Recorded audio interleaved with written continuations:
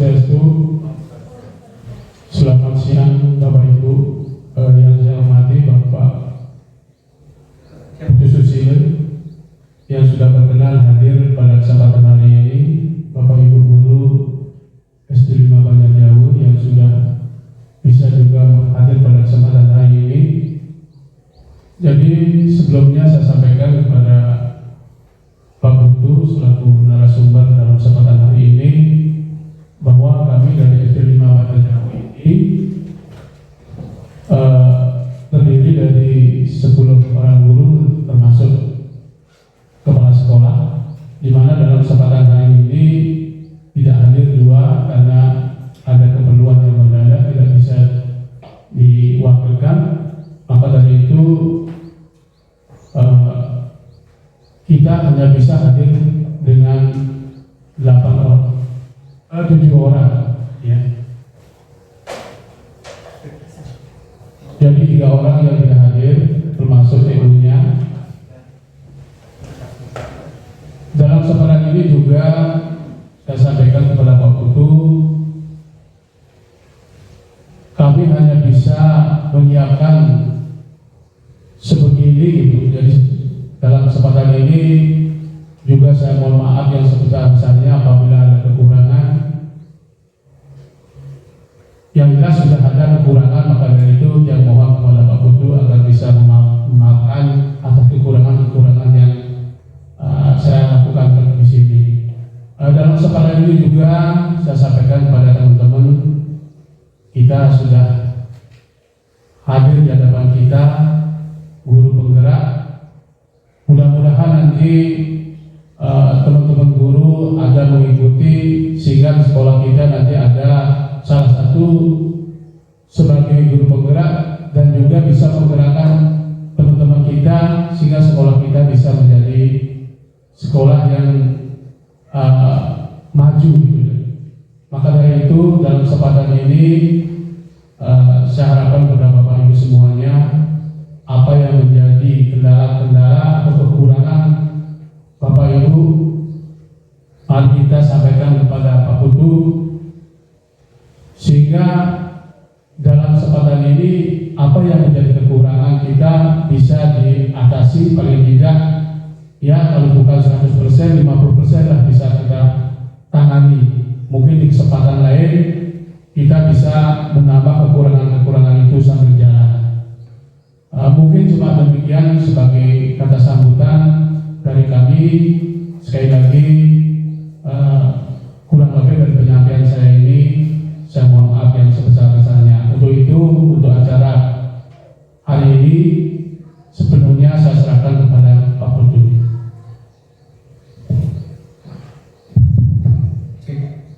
Terima kasih Pak Wayan selaku pimpinan di SD 5 Banjar Jauh sudah memberikan support terkait dengan kegiatan hari ini.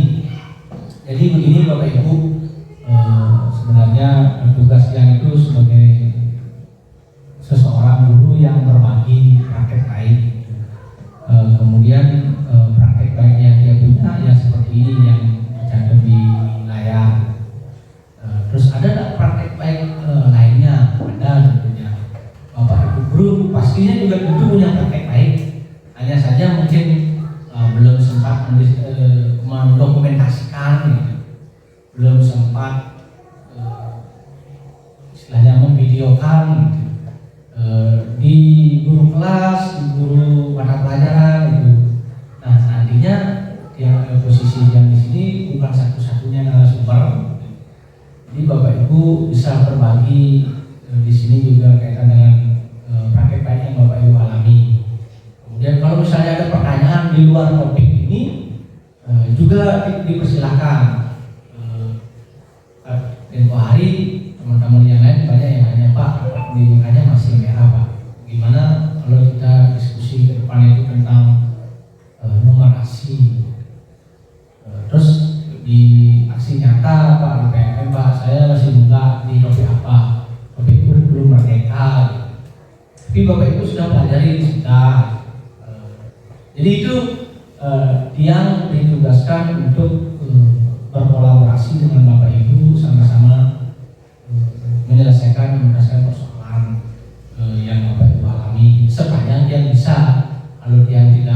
siap, tidak bisa menjawab, pasti dia tangguhkan nanti pertanyaan teman-teman. Jadi itu saja intinya Bapak Ibu. Nah kebetulan praktek bagian yang memiliki ini pembelajaran campuran dengan strategi diferensiasi berbasis TIK. Nah, terus tujuannya dia membagikan seperti ini apa? Biar Bapak Ibu juga punya inspirasi gitu. Terus yang di sekolah sini bisa dilakukan seperti itu, disesuaikan dengan situasi sekolahnya. Apa yang bisa diambil mungkin tentang TIK-nya bisa diambil, diferensiasinya bisa diambil. Kan dapat rumput di sini ya, dapat bantuan. Rumputnya belum dapat bantuan. Lamunter berarti belum ada ya.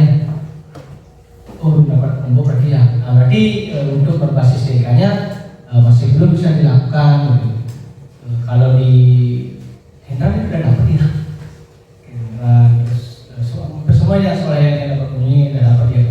Ya mungkin nanti di kesempatan berikutnya dari sekolahnya. Di tempat-tempat yang lain itu rata-rata sudah menggunakan fasilitas komputer mini, laptop mini itu yang kelompok yang bantuan dari pusat langsung rata-rata dapat 15, dapat 20 gitu. Sehingga bisa anak-anak itu belajar. Oke, jadi memperkenalkan diri yang Pak Putu Susilo, saya dipanggil Putu. Pertama dia tugas di SD Banjar Jawa. Sebelumnya dia bertugas di SD Desa kurang lebih 12 tahun. Ya pengalaman berkarirnya pernah jadi Wakasek di sana, pernah jadi kepala sekolah juga di SD Desa. Kepala sekolah penggantian dalam waktu ya waktu Pak Madi Asana pindah ke kepala sekolahnya di SD 1 Pengelakan dulu. Jadi itu sedikit dari saya Bapak Ibu. Nah, kalau kita mendengar tentang diferensiasi, Bapak Ibu yang sering belajar, kira-kira apa itu diferensiasi ya? Pasti Bapak Ibu yang sering baca-baca di kurikulum Merdeka itu ada banyak. Bapak Ibu di kurikulum Merdeka itu apa? Kemudian yang bisa kita ambil di kurikulum Merdeka apa?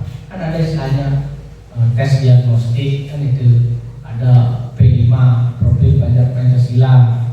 Kemudian ada yang namanya pembelajaran berdiferensiasi, pembelajaran yang memerdekakan, pembelajaran sosial emosional (PSE), kemudian asesmen dan banyak lagi kaitannya dengan ini. Ada PMM, terus ada Merdeka Belajar. Pokoknya ada topik-topik yang tertentu yang perlu kita pelajari bersama-sama itu di sini. Nah, mengenal istilah diferensiasi yang tidak menggurui Bapak Ibu, tentunya Bapak Ibu sudah dapat lihat-lihatlah sedikit di internet. Diferensiasi itu terdiri dari 3 hal, itu diferensiasi konten, dan diferensiasi proses, dan diferensiasi produk gitu. Kalau kita dalam pembelajaran, dalam hal apa ini digunakan? Kalau misalnya ini kita tidak menggunakan TIK ini, dia 3 hal yang digunakan di sana. Chromebook, pakai fasilitas, ruang lab komputer, kebetulan sekolahnya ada. Gitu. Terus pada saat ulangan atau kegiatan ini, anak-anak bawa gawai ya, bawa HP. Kalau di sini gimana Pak? Disesuaikan dengan kondisi sekolah. Di awal pembelajaran buat kesepakatan dengan orang tuanya, atau diundang dalam kesepakatan tertentu atau diskusi di grup. Kalau saat ulangan kita siap dengan Google Form, anak-anak jawab soal pakai HP gimana? Dia langsung tahu hasilnya kan?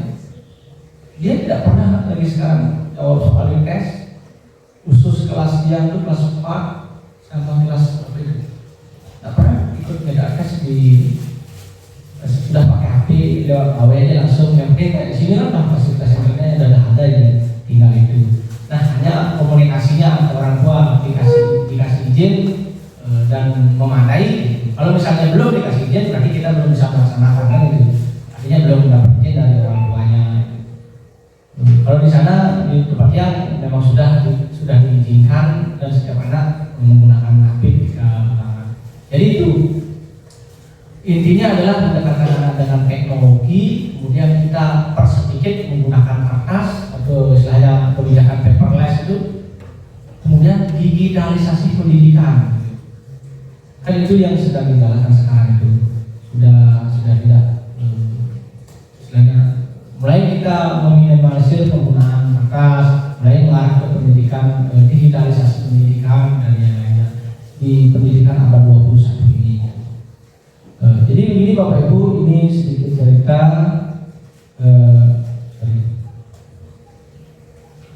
kebutuhan belajar itu yang fasilitasi seperti ini kebetulan ada di tempatnya ruang komputer di dalam kamar. Jadi anak-anak di sini belajar ya.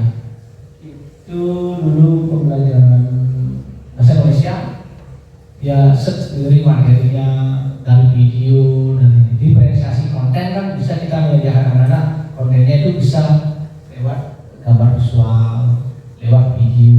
Bapak Ibu sudah melihat LCD bisa lewat video. Itu tujuannya apa? Memfasilitasi kebutuhan belajar siswa yang different atau yang beragam.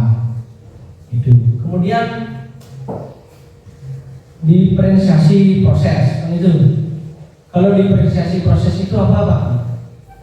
Jadi kita bisa memberikan treatment kepada anak-anak dengan strategi yang beragam juga. Bapak Ibu kan bisa pembelajarannya menggunakan metode bermain gitu misalnya. Kemudian diskusi kelompok, berbasis masalah gitu misalnya. Nah, itu bisa Bapak Ibu dari sisi proses dengan cara apapun bisa dilakukan atau dengan cara tampil secara langsung misalnya bekerja bisa Bapak Ibu lakukan. Nah, kemudian di diferensiasi kontennya apa ya? Bapak Ibu dari sisi kontennya mengukur hasil belajar secara produk dari anak-anak itu. Misalkan di kegiatan pembelajaran tentang fotosintesis misalnya, bahwa isinya kompetensinya adalah tentang fotosintesis. Gimana caranya menilai? Itu maksudnya diberikan kebebasan kepada anak-anak.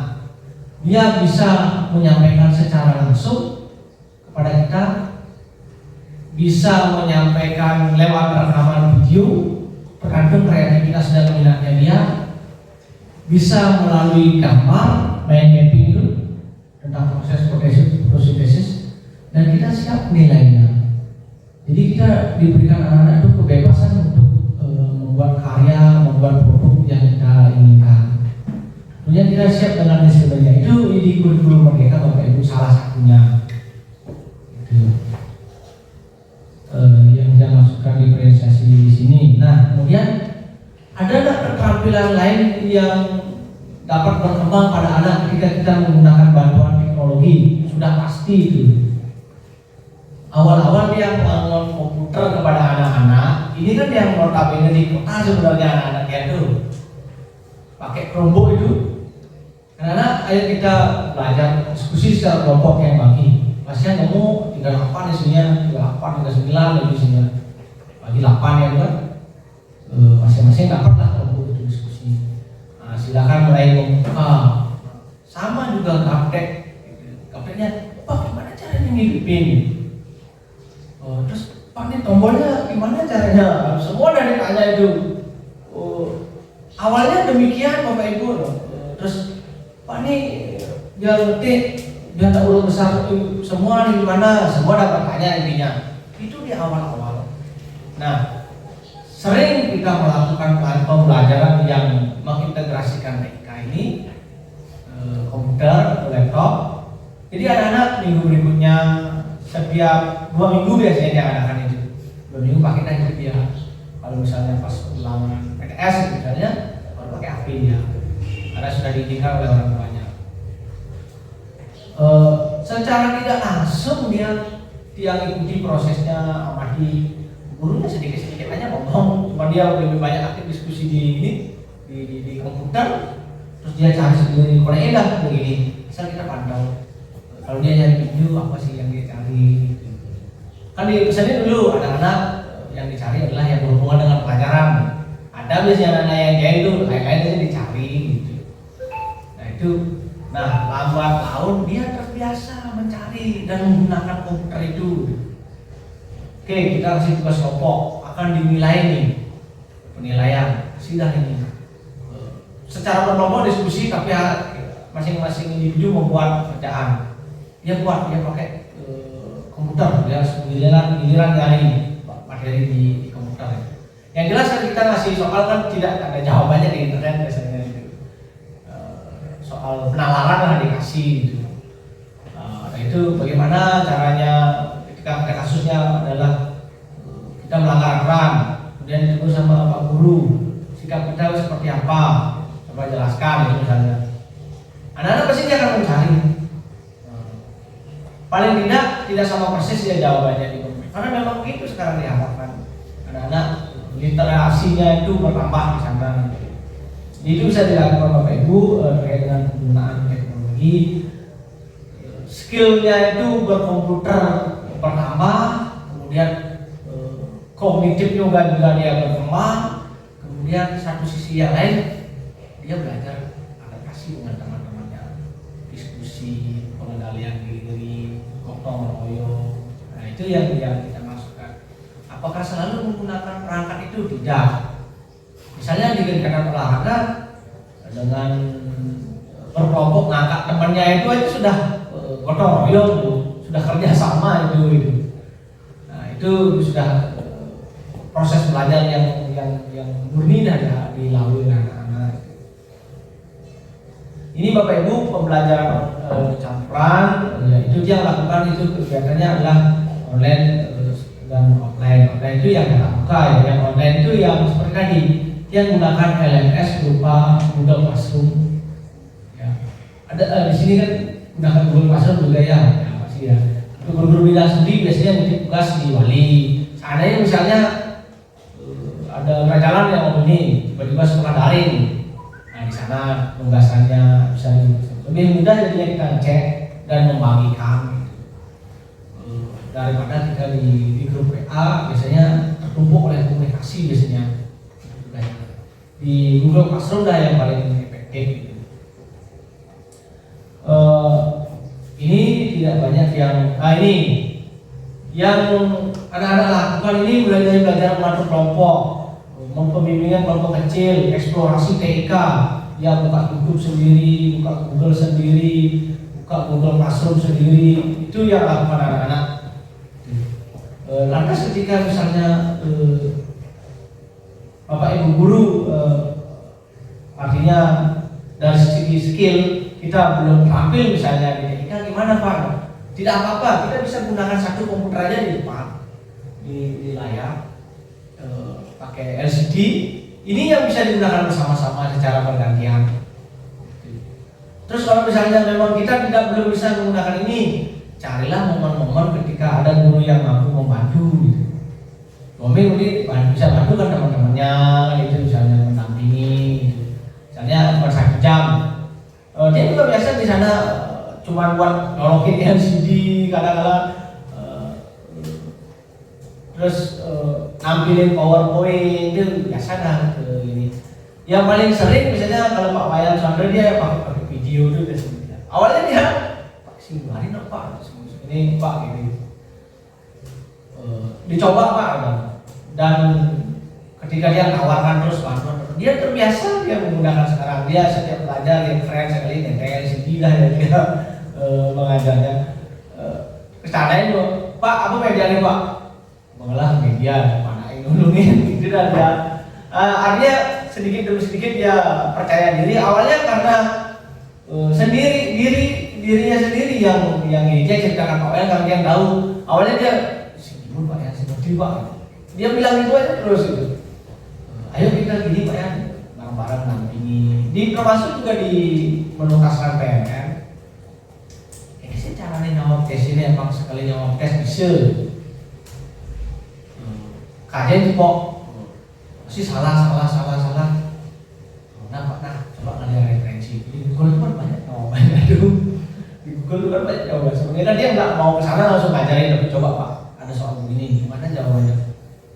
Dia langsung ingat semua jawabannya itu. Ketika jawab tes dia bisa jadinya di PMM. Oh gini caranya. Bersyukur kita punya kurikulum merdeka. Minimal kita yang mengimplementasikan kurikulum merdeka tahulah sedikit teori-teorinya. Pemerintah kenapa memberikan pelatihan secara mandiri di PMM? Artinya begini Bapak Ibu logikanya. Ketika kita menerapkan IKM, minimal kita punya teorinya. Dulu kita menerapkan K13, kan terus kita dikirim ke SD 1 banyak jauh itu pelatihan K13, nah itu tiap dikirim di LPMP lagi pelatihan K13 di SD 2 kali itu dikirim lah. Cek bosan pelatihannya itu gitu. Kalau kita dulu pelatihan kan dapat snack, dapat nasi dan tidak leluasa waktunya. Kalau sekarang leluasa waktunya kita sampai nyampat tidak mesti headset di telinga tuh. Dia terus terang kalau dengerin ceramahnya guru-guru di PMM itu kadang sudah sambil nyapu, sambil ini dengerin ini jawab tesnya baru fokus. Sedikit demi sedikit Bapak Ibu, misalnya satu hari 1 jam, 2 jam gitu.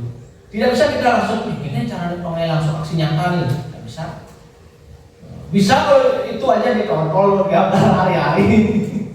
Kalau yang muda-muda kan pasti bisa. Kalau dia belum pas pemilihan belum gerak, terus tuh kayak kayak terus sehingga 3 hari udah selesai aksi nyata, seminggu 2 minggu ada validasi lolos praksi gitu dah dia.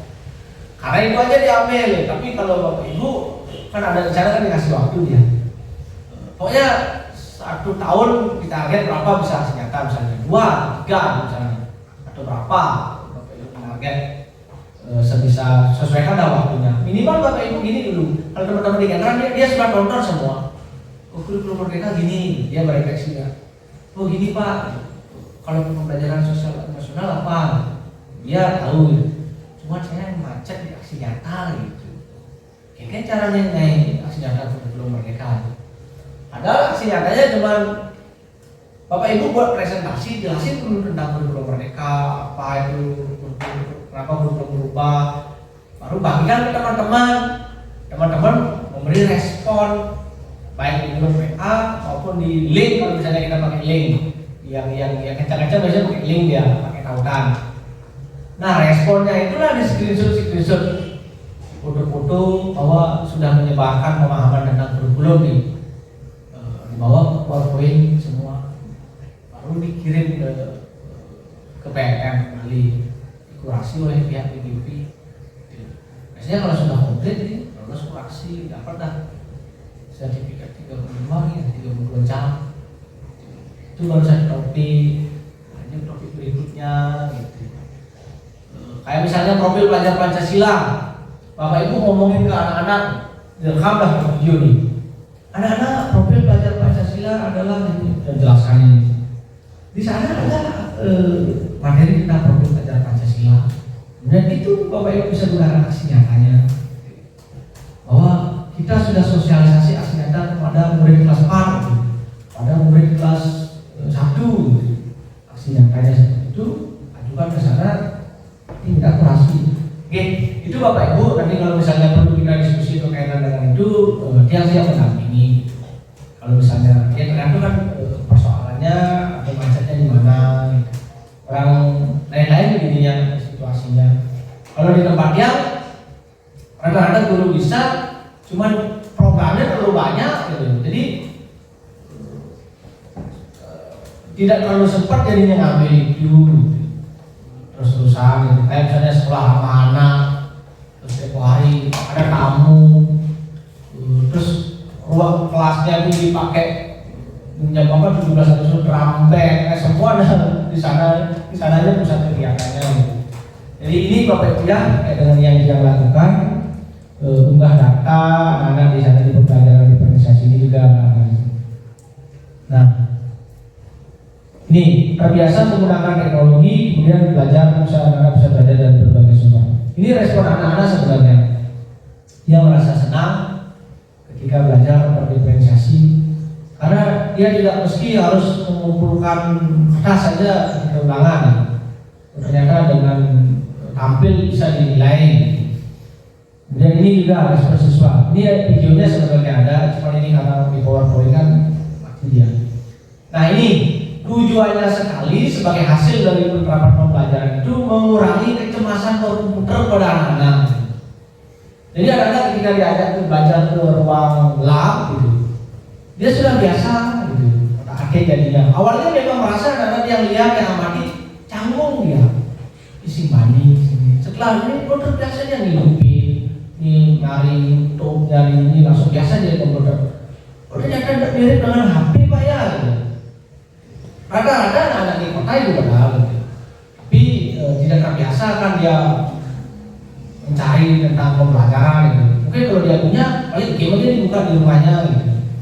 Karena di sini kita coba kan diarahkan bisa. Kemudian menumbuhkan literasi digital sama melatih berpikir kritis dan kreatif. Seni rupa misalnya. Di sini kelas 4 kan ada itu seni rupa, seni musik, seni tari. Kalau di sini rupa yang kolaborasikan dengan menggambar anak-anak di komputer pakai Paint, aplikasi Paint, coba-coba gambar bebas tuh. Jadi sekali dia nggak bisa, mana Pak kampasnya ini, mana pulpennya ini, mana warna. Awalnya nggak bisa dia. Terus yang tampilkan dia sendiri gini caranya. Bapak Ibu misalnya kalau misalnya belum bisa mempelajari itu, buka aja di YouTube cara-caranya. Ini yang mudah-mudahan biasanya cepat lagi dulu. Bisa kan jadinya anak yang mudah-mudahan bahkan kepada yang lain, khususnya yang megang seni rupa. Kenalkan anak-anak seni rupa yang konvensional, ya seperti karya-karyanya di belakang itu, yang menggambar dan sebagainya. Kenalkan juga dengan seni rupa yang ada hubungannya dengan teknologi. Oke, itu saja Bapak Ibu yang bisa saya sampaikan. Nah selanjutnya yang ingin mendengar cerita praktek baik dari Bapak Ibu, kemudian ingin juga mendengar masukan, pertanyaan, terus kendala yang Bapak Ibu alami selama menerapkan IKN ini apa. Jadi dia bisa input, bisa catat, dan juga sudah direkam di sana, sehingga itu menjadi refleksi kita bersama nantinya di dalam kegiatan-kegiatan refleksi berikutnya. Oke, silakan Bapak Ibu, boleh tentang apa saja nih? Kalau tentang topik yang sampaikan ini juga dipersilakan. Ada diskusinya atau menyampaikan tentang kendalanya di sekolah? Kalau misalnya ya, kalau misalnya PNM-nya boleh, kalau P5-nya boleh. Gitu. Kalau dia di P5 di ini diambil tentang gaya hidup berkelanjutan temanya tentang pengelolaan sampah yang dianggap. Terus di semester 2 baru dia ambil kewirausahaan, program hunting, mau nanam sesuatu lah di sekolah gitu. Cuman tadi karena kendalanya tanah nih, SD3 kan tampangnya tuh nyerap unsurnya tanah tuh. Jadi kita caranya motong ke tampang itu ya, terus belum kesampaian sampai sekarang. Gimana caranya itu? Kan maunya di tampang lah itu. Terus kan benteng bawahnya masalahnya. Setiap ada orang ada yang mau, karena itu kan mereka mau tinggal tebak aja gitu, nggak mau ada risiko di bawahnya, kan susah jadinya. Terus itu memang sangat menjebol bangunan akarnya itu. Terus gimana solusinya? Akhirnya kita mau menanam cabai di belakang itu ada, ya yang itu dah kita ajarkan ke anak-anak. Ada program TOS, anak-anak bersekolah. Di kelas 5 dia proyeknya P5-nya tentang permainan tradisional. Kayak kemarin SD 1 Kendran dia kewirausahaan dia. Apa usahanya? Apa kegiatannya Pak? Mau nanam kangkung kan dekat ini kan. Sama kan? Kalau boleh ini coba. Tapi kita mohon maaf dia ada tantangannya dia. Mungkin nanamnya Pak. Apa dia jangan ini ya. Nah itu coba Pak nih mau pahami ini kayaknya Pak atur gitu. Hilang nilai apa udah jadi gitu. Aduh sih gitu Pak. Ini tamu dengan itu hilang sih. Ya jangan Pak sendiri yang tahu situasi dan kondisinya. Oke, Bapak Ibu ada? Oke, Pak Budi silakan Pak Budi. Ini topiknya nih memang ini, tapi Pak Budi bisa tentang apa saja boleh gitu. Utamanya kaitan dengan IKM gitu. Oke, kasih. Oke, terima kasih atas waktunya. Sangat baik sekali karena Pak Putu sudah hadir di tengah-tengah kami,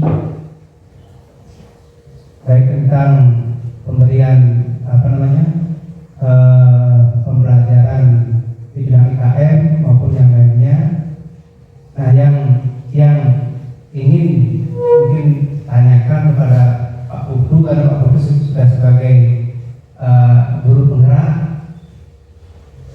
jujur yang pernah juga ikut CGP angkatan 8 tapi tidak lolos. Tidak lolos. Nah, mungkin apa yang menyebabkan tidak lolos itu pengumuman langsung saja memang tidak ada. Saya buka di apa namanya itu? SIM-PKP. Ya, SIM-PKP ada belum beruntung. Nah, terus ternyata ada pembukaan lagi di yang ke-10, angkatan ke-10. Ternyata tidak bisa. Angkatan 9 yang 9 sudah berlalu. Terus ada angkatan 10, angkatan 9 yang enggak itu. Ada angkatan 10-nya sudah merah, misalnya tidak bisa untuk mengikuti. Mungkinkah nanti ada lagi angkatan selanjutnya? Mohon dari Pak Putu yang sudah berpengalaman memberikan informasi kepada kami. Mungkin saja tidak diam ya. Yang punya teman-teman muda-muda di sini, siapa tahu teman yang muda-muda bisa ikut nanti di angkatan berikutnya GDP. Nah, mungkin Pak Putu bisa berbagi kiat-kiat bagaimana caranya supaya bisa masuk di GDP, teman-teman kami yang muda-muda ini. Yang pertama, Pak. Terus yang kedua terkait dengan kurikulum merdeka, jujur saja yang belum paham tentang kurikulum merdeka ini, mulai dari pembuatan modul, penyusunan modul, apalagi ATP, TP, ATP, terus AKTP, sampai dengan isi daripada di modul itu katanya ada seperti yang Pak Putu katakan tadi, ada diferensiasi konten, proses, produk. Nah, bagi kami itu awam sekali Pak, apalagi yang guru mata pelajaran dari kelas 1 sampai kelas 6, dan sekarang di sini sudah melaksanakan PKM itu 1, 2, dan 4, 5. Nah, itu yang menjadi kendala yang cukup berat bagi kami sebagai guru mata pelajaran, bagaimana menerapkan IKM itu dengan baik Pak. Itu mungkin yang minta solusinya dari Pak Putu. Nah, Pak Putu saya yakin sudah melaksanakan semuanya itu. Terima kasih, waktu itu saja. Terima kasih Pak Budi. Pertama kaitan dengan guru penggerak, kemarin di sesi 1 berarti lolos berarti ya? Sesi 1-nya lolos. Sesi 1 berarti di wawancara yang nggak lolos ya? Wawancara mungkin tidak lolos gitu. Ya. Kalau setelah dipikir-pikir, apa kira-kira yang menyebabkan tidak lolos? Yang Pak Budi yakini waktu itu kurang atau merasa ada yang gagal waktu diwawancara sama praktek pengajar waktu itu kan? Ya. Yang di sesi 2-nya itu praktek mengajarnya apa itu yang menyebabkan kelebihan waktu dipotong langsung karena waktunya kan berapa menit? Itu mungkin yang pertama. Yang kedua di wawancara, karena yang jujur saja, dia kan baru di sini 2019, selebihnya di Kelungkung. Yang pakai pengalaman yang di Kelungkung waktu itu, karena di Kelungkung itu yang lebih banyak yang waktu itu mengajak anak itu menjadi berprestasi gitu, pada saat itu seperti pramuka, tulis Bali. Nah, sehingga pada saat ikut di CGT waktu ini dicarilah yang 3 tahun terakhir kan, 3 tahun yang kemarin. Akhirnya lingkungan latihan karena yang di sini kan baru belum sempat untuk menorehkan atau memberikan ini kepada anak-anak. Mungkin itu yang menjadi penyebab, sehingga yang jawab saja apa adanya, yang jawab dengan bendera pos dan bendera pos itu bukan itu Pak, yang Bapak lakukan tentang anak-anak. Jadi gimana ya? Itu mungkin Pak yang wajarnya.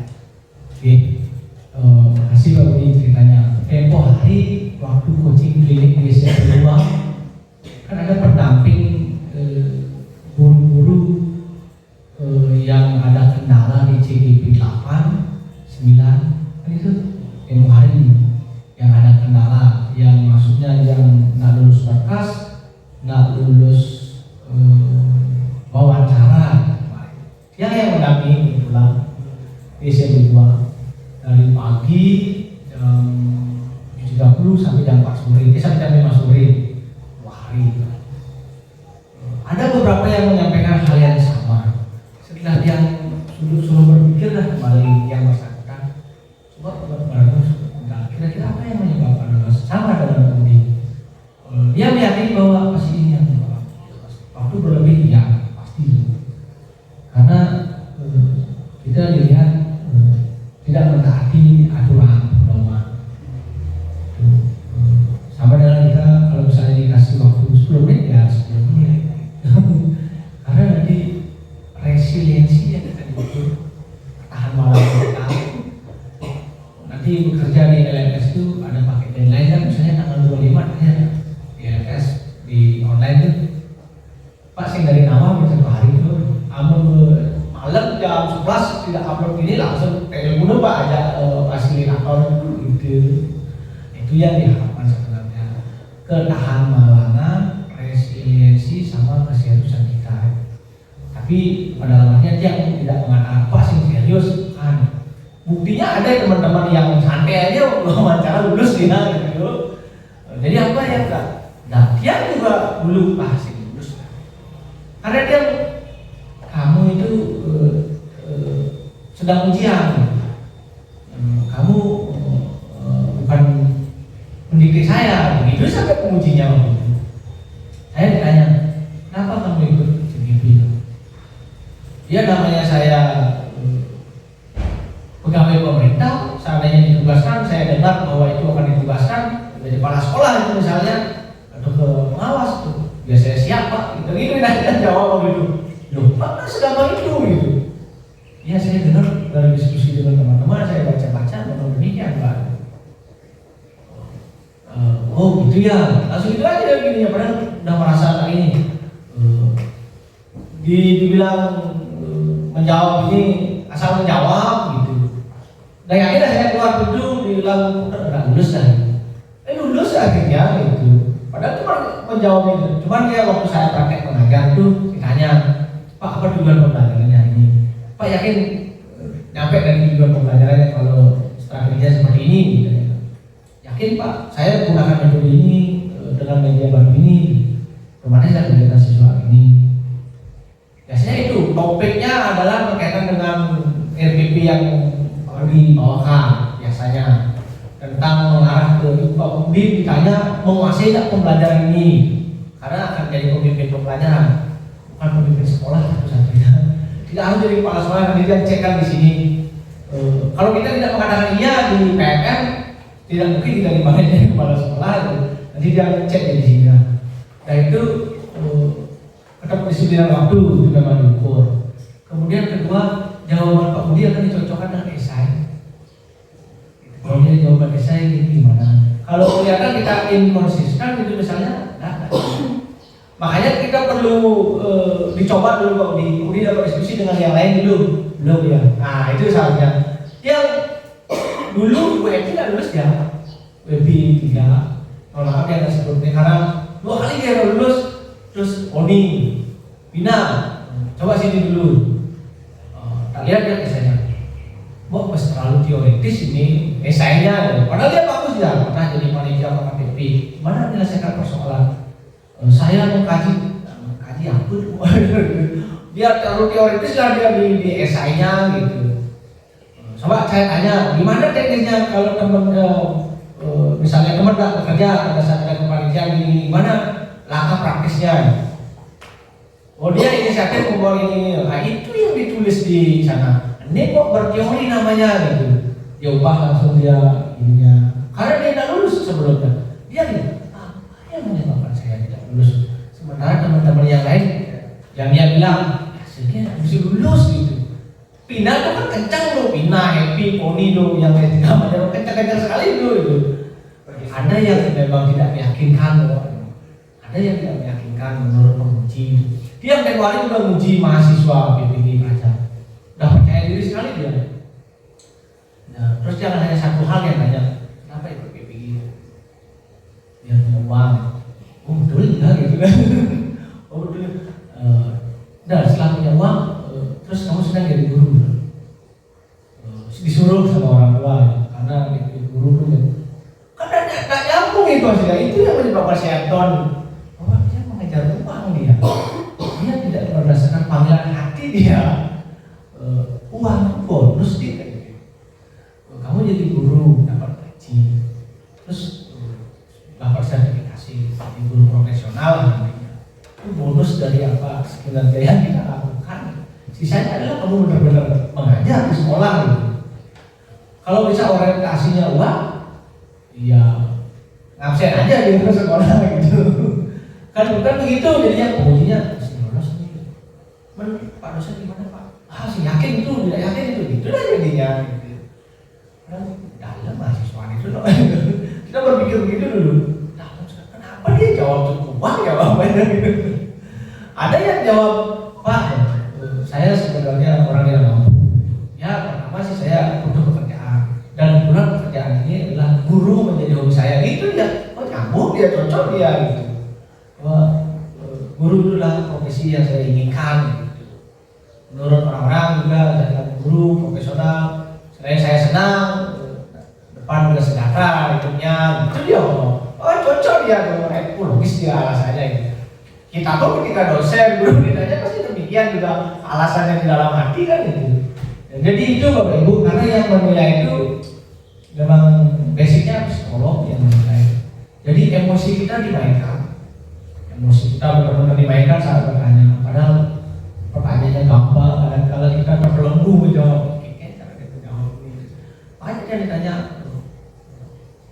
Pak pengalamannya apa aja nih di tempat Bapak sekarang? Di SD 3 dia ke sana itu ngabdi pertama tuh belum keluar SK-nya. Pak pernah ngapain aja di sana? Ajaknya Pak. Selain itu mendampingi murid Pak. Dampingi apa? Iya ikut lomba Pak. Terus apa lagi? Ya saya ada di kebetulan banyak kegiatan di sana. Ada di kegiatan anak-anak di Pokja Sangka 5 Pak. Karena saya baru kenal Pak, saya ngekor aja sama teman-teman Pak gitu. Saya jawab apa adanya aja jujur. Ngekor aja sama teman-teman, saya belum mempelajari dapur sekolah itu secara keseluruhan. Nah, jawabnya Pak itu. Tapi saya merasa yakin tidak lulus, lulus gitu. Tadi lulus gitu, ada masalahnya. Tapi tidak apa-apa Pak Budi, coba di kesempatan berikutnya. Karena ini Pak Udi sebenarnya ada kemauan. Yang tempoh hari yang hadir tuh Pak kayaknya caranya masih dari kepala sekolah ini dan dari PGP. Bapak Ibu, kita pemimpin pembelajaran di sekolah itu. Ya memang basicnya kepala sekolah kan memang harus dari sana kan apa pentingnya. Kalau dulu cakep mungkin zamannya pakaian CKS kalau kepala sekolah di kelasnya ini. Sekarang di sini pemimpin pembelajaran belajar tentang manajemen. Kita menciptakan iklim pembelajaran yang berpihak pada siswa. Pak Budi asal menjawab begitu ada kegiatan yang berpihak pada siswa itu di sini misalnya itu, ya yakin pasti gini dan waktu yang dipergunakan itu pas. Kayaknya sih nggak ada masalah dan kayaknya itu dicocokkan juga dengan ininya di PC-nya. Jadi ini ke depan kalau misalnya ada ini WA aja ya Pak. Dia sampai sekarang teman-teman di Broka itu dulu. Ada yang WA-nya gitu. Dia WA, Pak kayaknya Pak, saya kan mau kasih gesek dan pesan. Jadi sekarang tugasnya SMA 4 Singaraja, sing lolos administrasi, SK mengajar belum valid. Dia lapor ke sana, Bu, ini Bu, kok bilang belum valid nih SK mengajarnya? Dapatnya gimana Pak? Masih SMA 4 Singaraja. Usianya salah nih gitu. Oh saya baru dicek caranya. Nah saya lah jadinya persoalannya. Mungkin Pak Budi mungkin saat itu belum berpikir tanya ke yang lain ya, tanya ke yang lain itu. Kini persoalan saya dikenal gitu. Dia juga gitu dulu nanya ke Pak Indra, nanya sama fasilitator. Kira-kira aku pertanyaannya, yang A kasih begini pertanyaan, yang B kasih begini, lain-lain lah kasih. Karena yang lebih kencang dari saya dulu harus happy sama Pindah sama Poni gitu. Kalau lebih kencang dari saya tuh apa? Terus dia mungkin saya karena terlalu menggebu-gebu ya jawabnya gitu dia sendiri yang bertindak gitu. Mungkin karena saya terlalu teoritis omongnya ya gitu. Kita nggak tahu benar. Baru setelah dia ikuti, nah dia ada sedikit pengalaman pernah ngeliat orang gitu. Oh ternyata ini dia yang apa? Lihat kompetensinya, resiliensi, ketahan malangan, motivasi itu yang diharapkan. Kalau udah muncul itu, ini yang basicnya psikologi yang menilai itu puas dan ya. Kalau Pak misalnya, oh Pak sedang punya bayi, Ibu sudah punya bayi, gimana tuh sedang waktunya? Berusaha aku sayang ini, realistis jawabannya, dan dia berusaha centang dulu dan nah itu dah saya pikirkan berarti belum punya solusi atas kendalanya itu. Ini sampai lulus dulu penggerak, jangan-jangan dia bisa mengundurkan diri. Kan ada ya orang yang mengundurkan diri. Itu untuk guru penggerak Bapak Ibu. Nah kaitan dengan ini mungkin teman-teman yang bisa ceritakan sedikit. Tidak selalu menjadi kepala sekolah karena banyak teman-teman yang takut begitu. Nah ini seleksi kepala sekolah.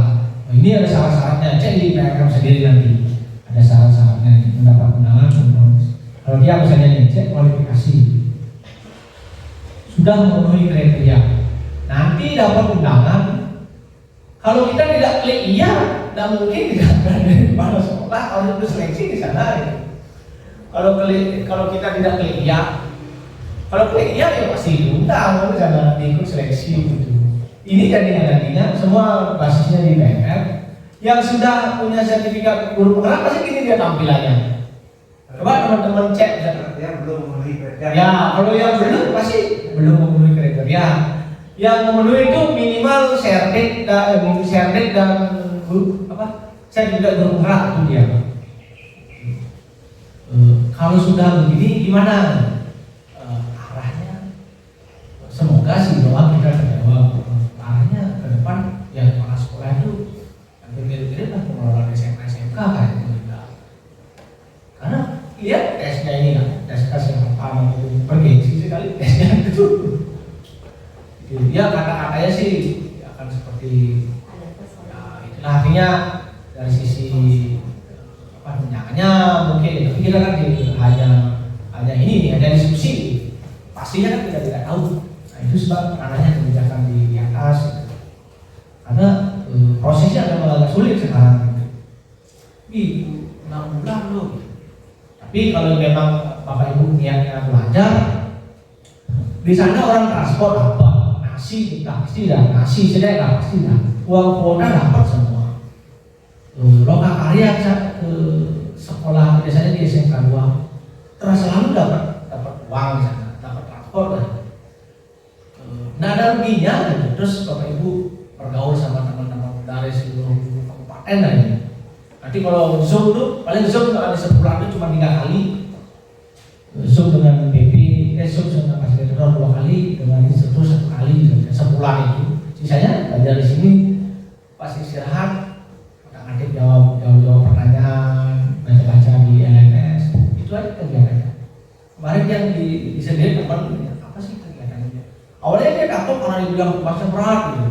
Iya masih kencang IT sih teman dia nggak gini IT, Bu bisa nanti dibuat bisa, dibuat dia buat kan? Dibuat jangan ini udah pakai Canva. Karena bisa nih kalau Canva ya cocok ya stres anaknya kayak doang gitu. Jangan ada usah ada dulu di Canva. Yang Canva tuh yang sudah biasa ya ini. Itu kaitan dengan ini. Kemudian nah kok ada tadi guru penggerak kaitan dengan kurikulum. Nah kaitan dengan kurikulum Merdeka di sini Pak Udi, kalau kita tidak memahami tentang apa itu kurikulum Merdeka, kita semua bisa dilihat di PMM ini. Nah di sini lah di yang ditampilkan ini. Pak Budi misalnya tidak paham dengan kurikulum Merdeka, tinggal klik ini, klik kurikulum Merdeka. Di sini ada makna kurikulum. Kemudian, nah ini ya ada videonya. Nih, apa itu kurikulum? Mengapa kurikulum perlu berubah? Mengapa kurikulum perlu diadaptasi? Nah itu udah sambil santai-santai pakai headset gitu. Terus ini kurikulum Merdeka, aksi nyatanya dia nih. Nah ini menyebabkan pemahaman kurikulum Merdeka. Ini dia sudah divalidasikan karena ini respon teman-teman. Bapak Ibu mendengarkan video ini akan pertama wawasannya tentang kurikulum Merdeka, karena ada banyak di sini. Dan Merdeka Belajar, apa itu Merdeka Belajar? Singkatnya di sini, ini topik Merdeka Belajar. Terus P5, apa sih P5 tuh? Pembelajaran profil pelajaran Pancasila. Di sini dia ada nih proyek profil pelajaran Pancasila. Ini profil pelajaran Pancasila. Yang sudah buat hasilnya yang sudah terbit sertifikatnya. Ada dimensi beriman, bertakwa kepada Tuhan Yang Maha Esa, ada dimensi itu semua dipelajari di sana. Intinya begini, Bapak Ibu guru menurut Pak Ayah Surati kepala BPP-nya di Bali itu ada dua gimana? Hanya ia sing mandiri itu apa? Sing menyebarkan diri untuk buka-buka di PMM gitu intinya. Padahal guru ini tidak bisa sebenarnya ini. Hanya kalau misalnya pelatihan kan Bapak Ibu kan dipaksa dia hadir ke sekolah ini, buka ini gitu kan, dipaksa lah itu ada instrukturnya, ada ininya. Kalau tidak buka ini tidak dapat snack gitu. Kalau di sini bebas kita. Gitu. Kalau di PMM itulah modelnya sekarang gitu. Kenapa Mas Menteri menyuruh seperti ini? Karena teman-teman di timur yang tidak punya akses, dia sekarang sudah bisa mengakses lewat sini. Tidak ada lagi alasan kendala, tidak bisa ke sana, itu gini. Sekarang semua sudah bebas mencari di HP-nya gitu. Persoalan umum dipakai, maka muncullah platform ini gitu. Itu yang dia tahu. Pak Darsike SMA Bali mana dia sering mengikuti workshop seperti yang program Bali kemudian. Jadi ketika kita belum bisa buat aksi nyatanya, tak apa. Yang penting dengar itu dulu. Dengar baca apa sih profil pelajaran Pancasila, apa dimensi mandiri itu apa dimensi pengenalan kritis, kreatif itu apa gitu. Dengar dan sama baca-bacanya di PMM. Tapi ini tidak akan selesai Pak Rudi dan teman-teman semua. Kalau misalnya dia diajak ke sini lagi diundang oleh Pak Wayan, tuh hadir teman-teman di belajar di PMM-nya dulu gitu. Dia siap gitu. SD 1 Kendran dia udah ya kan di sana, cuma dia masih ngatur ini karena di Salai Mekar yang diundang Pak Saktiade apa itu dia lupa juga. Karena apa? Dia punya bahan yang sampaikan refleksinya di sana. Bukan orangnya di SD ini belum bisa diminta gitu. Karena apa temuannya di lapangan itulah yang akan menjadi rujukan refleksi di sana nanti. Oh ternyata Pak ininya di sana waktu itu disampaikan guru-guru kan kemandirian kan karena begini. Guru-guru ini rata-rata bisa buka HP, rata-rata punya Android semua. Kenapa kayak buka ya? Apa kira-kira penyebabnya? Mungkin sibuk di rumah Pak gitu, kandung kan itu. Akhirnya karena tidak diikat oleh waktu ya, tidak diikat oleh waktu, tidak diikat oleh instruktur. Nah ini kalau pelatihannya ke tempat tertentu, kalau ke tempat tertentu waktu dari pagi sampai jam setengah 12 sampai jam 5. Cuman daripada ibu ngomong pasti terpaksa dong buka itu ya dia gitu. Pakai tugas gitu. Tapi kan tidak seperti itu sekarang, diberikan mode bebas atau ibu dari rumah. Di SD 3 juga gitu, sedikit sekali Pak Indra ngomong dan kawan-kawan, siapa nih yang bisa ini? Silakan lanjut di rumah Bapak Ibu. Kalau diberikan pengarahan gitu sedikit. Nanti kalau kita tidak ngerti materinya, kayak media pembelajaran itu kan Pak Martin terus maju ya, bisa pakai agung ya, kita undang sedikit mendampingi tentang membuat media. Ada teman-teman yang ingin belajar media ya. Nah itu aja sih kaitan dengan ini. Materinya banyak nih Pak Budi. Nah kayak di sini misalnya tadi nanya tentang CP, PP, APP. Nah untuk capaian pembelajaran itu memang disediakan dari pusat Pak Budi. CP namanya capaian pembelajaran ini. CP, misalkan nih ada penjelasannya. CP itu adalah capaian pembelajaran ini. Misalnya Pak Budi ada kelas berapa? Kelas 1 ya? Kelas 1 ini kan SD sampai SMA. Oke, kita cari mata pelajarannya agama itu ya. Agama dulu berarti. Pendidikan agama Hindu berarti ya. Nah, muncullah lihat CP dan ADP ya CP-nya. Ternyata di kelas 1 ya, kelas 1. Oke. CP-nya berbunyi pada fase A, meneladani tokoh yang ada dalam Ramayana. Ada pelajaran itu? Ya, ini CP-nya. Nah, dari pusat itu.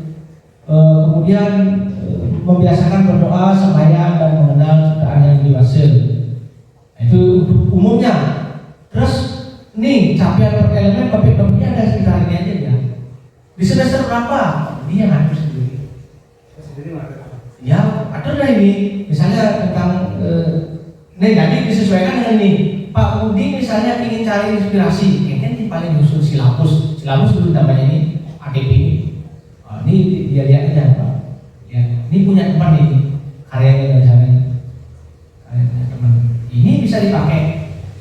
Nah, disesuaikan dengan di sini. Ini Made Rajendra Sejawati SD Negeri 5 Sepatu dianya. Nah ini dia lihat. Dia ada di sini. Misalnya kitab suci Weda, capaian pembelajaran ini, tujuan pembelajaran ini. Nah, ini Pak Budi bisa update, lingkar-lingkari aja. Ada buat Pak Budi ulang, Pak Budi SD 5 Banjar Jawa gitu. Bisa ada ini. Ini yang punya karya teman. Karena tidak semua, ini kan CP-nya berdasarkan kondisi sekolahnya dia. Kalau kita misalnya akan naik CP-nya kayak ininya, tujuan pembelajarannya boleh. Kalau misalnya sama, boleh juga asal yang penting sesuai dengan di sini. Misalnya EP-nya itu bunyinya misalnya siswa dapat menyembuhkan misalnya. Kan udah sederhana di C1 lah itu ya kalau dia namanya. Baru Pak Budi gini naik, siswa dapat membandingkan. Bila proses berpikirnya anak-anak dulu, levelnya tegak lagi Pak Budi itu membandingkan cerita-cerita ini nih. Kalau misalnya disamakan dengan dia boleh gitu, boleh. Kalau dia jujur, kalau dia masih ini kan ada kurikulum dulu mandiri belajar, mandiri berubah, mandiri berbagi. Yang mandiri belajar masih mengadopsi K13 dan kurikulum merdeka. K13 ya, tapi sudah mengadopsi kurikulum merdeka dia. Yang mandiri berubah sekolah dia. Mungkin di sini kan mandiri berubah juga. Masih bisa menggunakan yang ada di PMM ini. Di print ini di semester 1 misalnya TP ini cerita Ramayana serta ini sudah gimana caranya mengajarkan itu. Nanti satu TP Pak Budi ingin evaluasi misalnya siapa TP ini yang belum tercapai ya kan misalnya dengan melalui soal uraian, soal apa misalnya.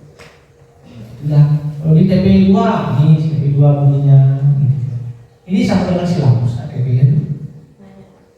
Dengan silabus lah dia katakan itu. Terus kalau yang mandiri berbagi baru dia membuat sendiri modul. Kita dulu berpikir mandiri berbagi dan baru kalau sekolah yayasan tuh yayasan swasta biasanya orang kesana ya. karena dia apa? Dia menyuruh dia.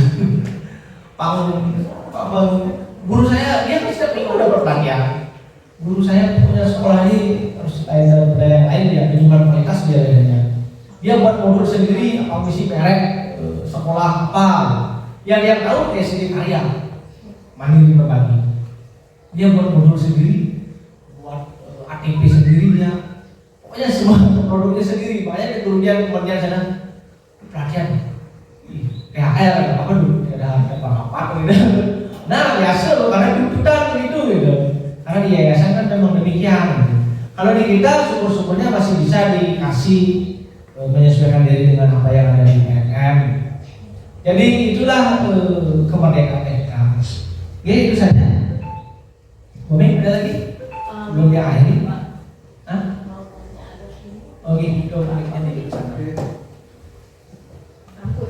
Sebelumnya silakan Bu. Oh iya. Makasih Bu. Ya. Swastiastu Pak. Swastiastu Pak. Iya. Jadi saya ingin bertanya. Yang pertama, ini saya sudah rangkum Pak. Jadi satu pertanyaan. Apa yang saya tanyakan? Jangan banyak-banyak. Enggak sih ya, nanti menyusul ya Pak ya kalau nggak gini ya. Jadi yang pertama ingin saya ketahui apa latar belakang guru penggerak dalam setiap sekolah Pak. Itu dulu yang pertama yang saya ingin ketahui banget sangat ya. Apa latar belakang guru penggerak di setiap sekolah, latar belakangnya.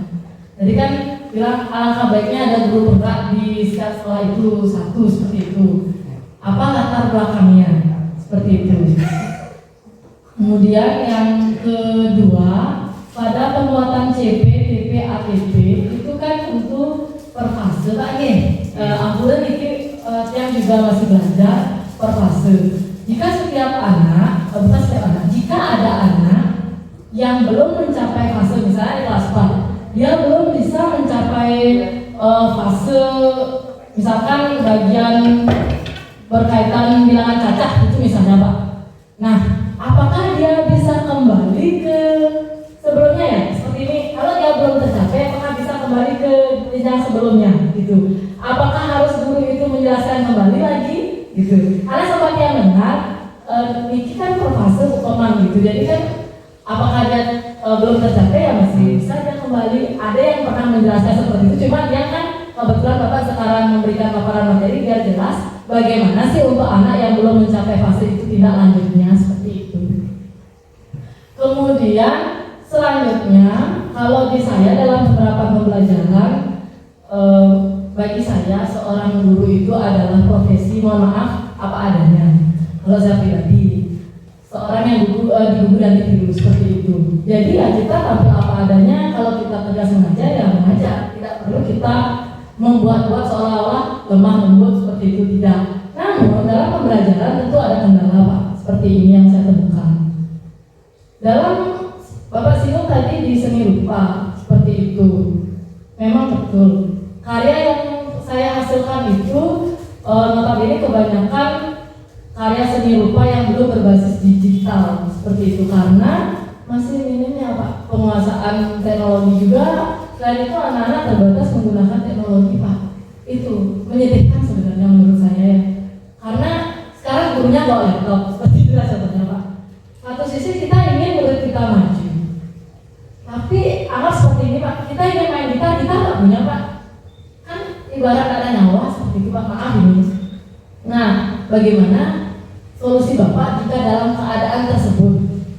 Apakah guru itu harus saya giliran ini, mohon apa ya, bukan bagaimana, ya kan baru kita mencari alternatif solusi.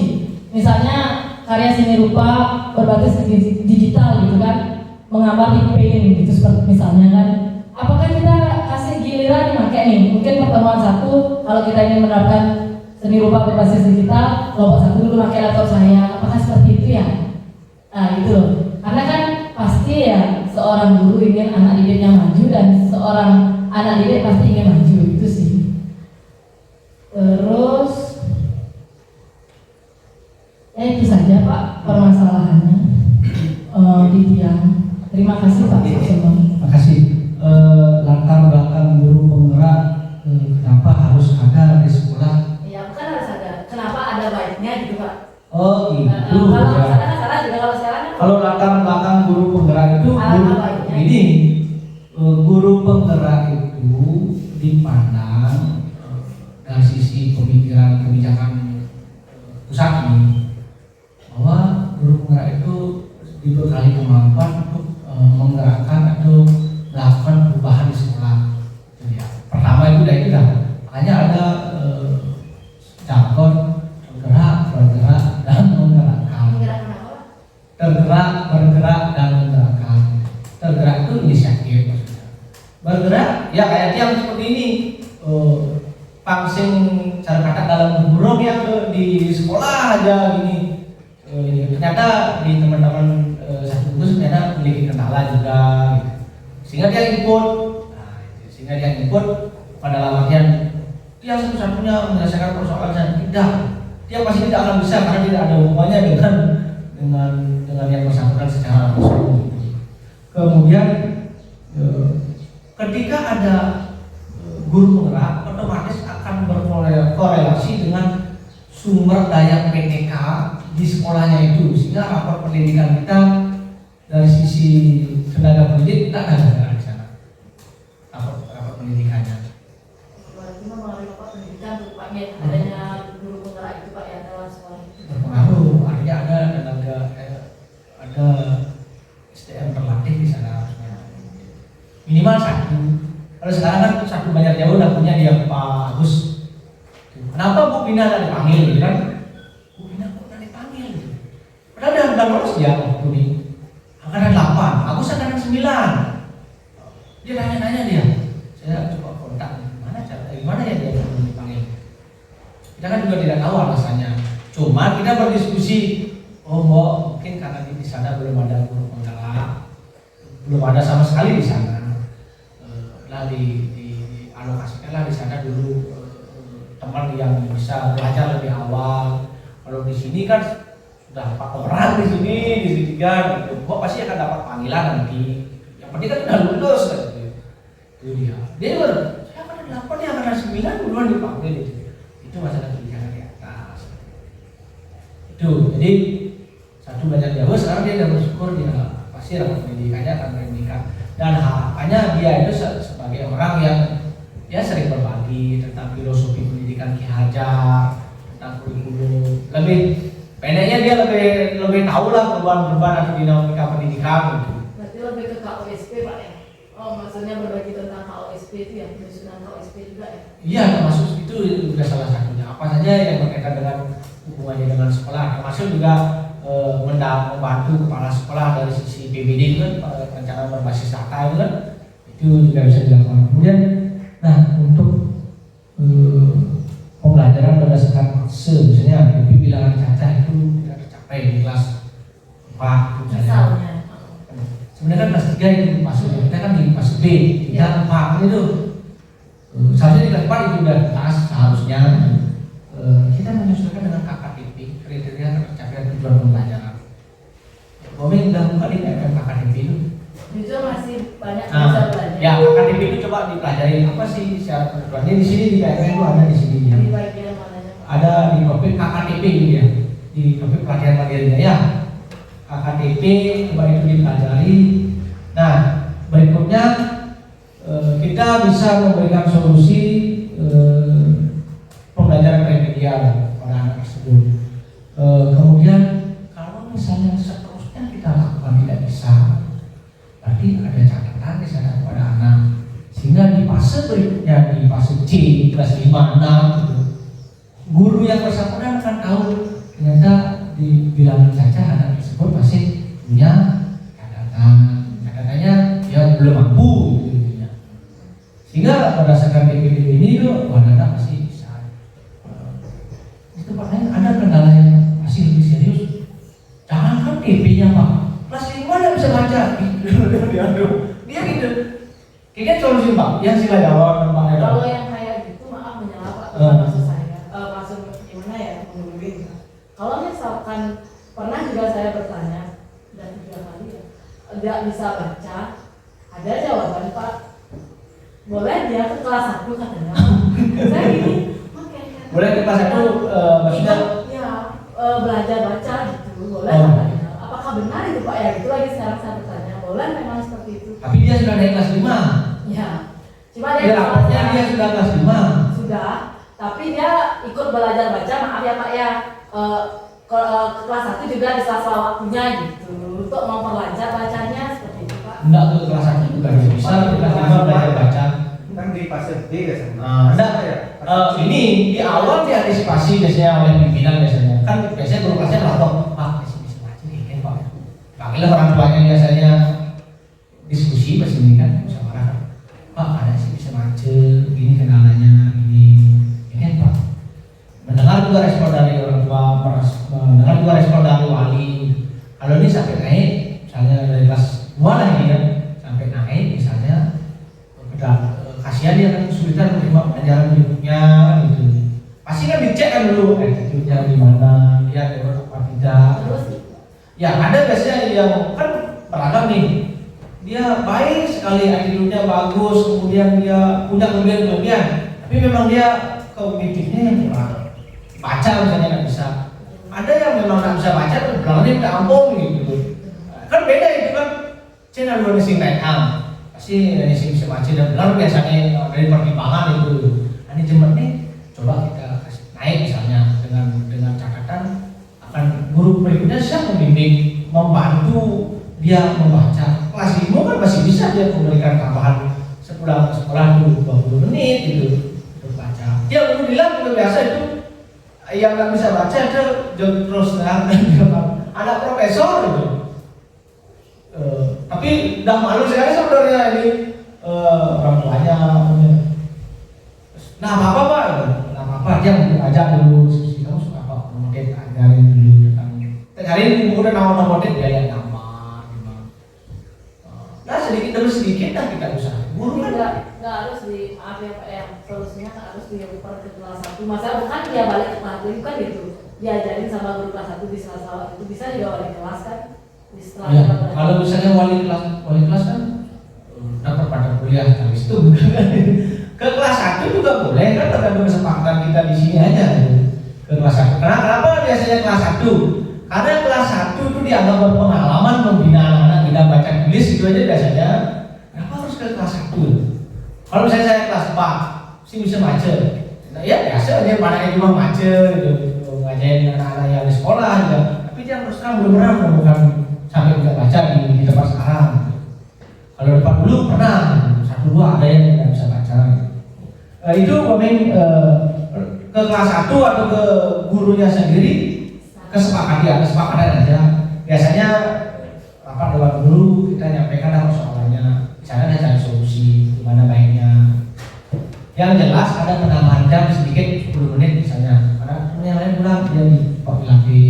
Tapi tetap komunikasikan dengan orang tuanya, begini keadaannya. Gimana aja responnya tetap dari catatan. Sehingga ketika anak tersebut tidak naik, kita punya data. Jangan sampai dia tidak naik, kita tidak punya data. Komplit itu pasti dari itu kita punya data. Dulu ada dosen yang tidak naik ini nggak apa-apa kan karena ya memang dia menyadari coba taruhlah dulu di kelas ini dan belajar lagi gitu ya. Atas diskusi seperti itu sepakatan jadi ada solusi jadinya. Kita tidak bisa menyelesaikan sendiri. Biasanya kepala sekolahnya yang bisik saja. Kepala sekolah memberikan pertimbangan biasanya. Terus yang tadi seperti itu disesuaikan dengan situasi di sekolah ini. Di sekolah. Terus nanti yang belum punya ini, nah yang TIK gitu. Kalau misalnya pembelajaran seni rupa atau melibatkan teknologi, kalau misalnya orang tuanya tidak mendukung penggunaan teknologi, ya jangan dulu. Diferensiasi sesuai kebutuhan. Ya sesuaikan dengan situasi dan kebutuhan sekolah, jangan dulu langsung. Kalau orang tua protes kan susah juga kita protesnya masuk gini. Oh ini tiba-tiba suruh bawa HP karena dia memang punya satu HP misalnya di rumahnya kan udah berantakan lah perjalanan kita gitu. Kalau misalnya orang tua dikasih angket dia mendukung gitu ya kita lakukan gitu. Kalau tidak ya jangan gitu. Diferensiasinya yang lain aja gitu. Kita pakai satu komputer dulu tampilkan ada yang video ada yang gambar sudah ada diferensiasi itu. Anak-anak yang lain yang pengen perusahaan dia sumber ke sana sudah berorganisasi namanya itu. Disesuaikan dengan kondisi sekolah dan kehidupan. Nah, yang memungkinkan adalah diberikan penugasan di rumah. Yang memungkinkan itu. Misalnya anak-anak menggambar pen gitu, tapi tidak menjadi wajib gitu. Siapa yang mau coba ini, coba tunjukkan hasilnya sama guru gitu misalnya. Dikasih penugasan di rumah, dia akan mencoba-coba di rumahnya. Yang waktu ini dia muridnya ada di pen di pakainya di aplikasi menggambar di HP ya pakai. Baru dia kirim, maka dia berani mengirimkan di screenshot hasil karyanya di WA gurunya. Pak, ini hasil karya saya. Gitu. Kamu buat pakai aplikasi apa? Karena gurunya tidak tahu kan nanya apa nama aplikasinya. Tidak tahu Pak, baru dia lebih cepat, lebih canggih dan dia daripada saya. Gitu. Dia tahu di HP itu ada aplikasinya juga. Dicoba melewat penugasan individu di rumah, diberikan durasi waktu misalnya 1 minggu. Coba kalau misalnya banyak yang merespon, berarti baik gitu. Kalau misalnya ada kendala, ya misalnya ada misalnya di grup Bapak Ibu atau anak-anak, kalau misalnya ada kendala disampaikan aja. Saya tidak punya komputer di rumah, saya tidak punya laptop, saya tidak punya HP, saya terkendala apa misalnya, dibilang aja.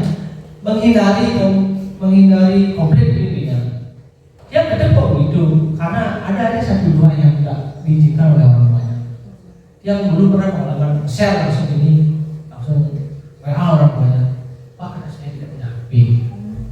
Langsung saya jawab, ada masalah, saya fasilitasi komputer gitu. Karena komputer punya Chromebook gitu. Kalau di sini belum ada, ya solusinya itu apa Pak? Kita berikan kepada anak-anak yang ini tugas bebas di rumah, tugasan individu. Oke, itu saja Bapak Ibu. Selesai yang ini kegiatan pertamanya. Mohon dibantu, nanti ada pertanyaan berikutnya biar yang tidak lama juga ini mengisi ini terkait yang ke Pak Sumini dulu dari Pak ya, ke Pak Wayan dari, coba kirimin ke teman-teman Pak. Aplikasi Sinar Baik.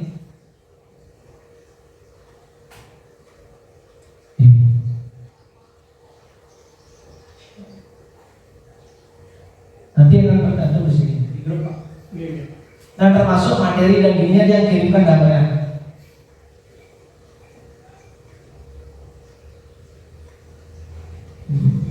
Materi dan presentasi ini dia kirimkan di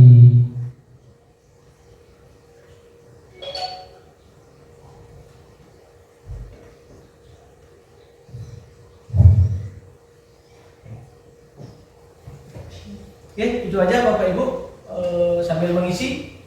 Oke. Sekian dari Tiang, waktu dan kesempatan yang berikan ke Pak Wayan. Mengisi aja itu. 1, 2, 3, 4, 5, 6, 7, ada 7 biasanya paketnya yang masuk. Tapi dia nggak bisa lihat nih. Diklik paketnya itu. Bisa buka? Iya, Ya.